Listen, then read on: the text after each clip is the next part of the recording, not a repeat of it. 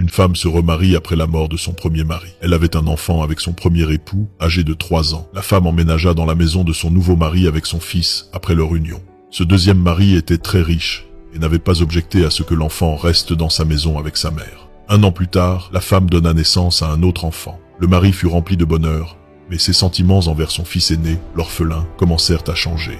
Il cessa de jouer avec lui, ne s'occupa plus de lui comme avant et supporta de moins en moins sa présence dans sa vaste demeure. Une fois, l'homme revint du travail avec un vélo pour son fils biologique. La mère vit son fils aîné, regarder tristement son frère, jouer et se promener dans la maison sur son nouveau vélo. La mère parla à son mari et lui demanda d'apporter un autre vélo pour son fils aîné, tout comme pour son frère. Mais il refusa catégoriquement, disant « Je ne suis pas responsable de lui, et si tu ne cesses pas de parler de lui, je le chasserai de la maison. » La mère, prise de peur pour son fils, accepta la situation, redoutant de le perdre. Elle préférait le voir vivre une vie amère, pleine d'injustice, de tristesse et d'oppression, plutôt que de ne plus le voir du tout.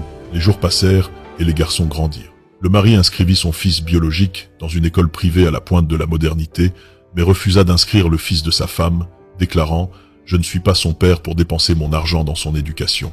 Après tout, il ne me sera d'aucune utilité et ne portera pas mon nom. » La mère lui répondit, en colère, « Oui, il n'est peut-être pas de ta chair et de ton sang, et il ne portera peut-être pas ton nom, mais cela ne signifie pas que tu dois le priver d'éducation et le laisser vivre dans les ténèbres de l'ignorance. N'as-tu pas dans ton cœur un atome de miséricorde et de pitié ?» Il cria, « J'en ai assez. Je ne supporte plus sa présence ici et je ne veux plus le voir dans ma maison. » Le garçon s'approcha de sa mère, essuya ses larmes et lui dit en pleurant, « Ne sois pas triste, maman. Rien dans ce monde ne mérite que tu verses une larme pour lui. Je suis fatigué de voir ce vieil homme t'humilier chaque jour à cause de moi. Pour que tu sois heureuse, je vais partir et quitter la maison. » Le garçon laissa sa mère, prit ses vêtements et partit. Son cœur s'embrasa et des milliers de questions commencèrent à tourner dans sa tête. Où ira-t-il? Où vivra-t-il? Que mangera-t-il? S'il tombe malade, qui le soignera? Qui prendra soin de lui? La mère leva les mains vers le ciel et dit « Ô mon Dieu, je te confie mon fils orphelin. Prends-le sous ta responsabilité, protège-le et renvoie-le-moi sain et sauf. » Le mari rentra du travail et regarda sa femme, il la trouva sereine, voire heureuse. Étonné de son état, il dit « Pourquoi es-tu heureuse et non triste du départ de ton fils ?»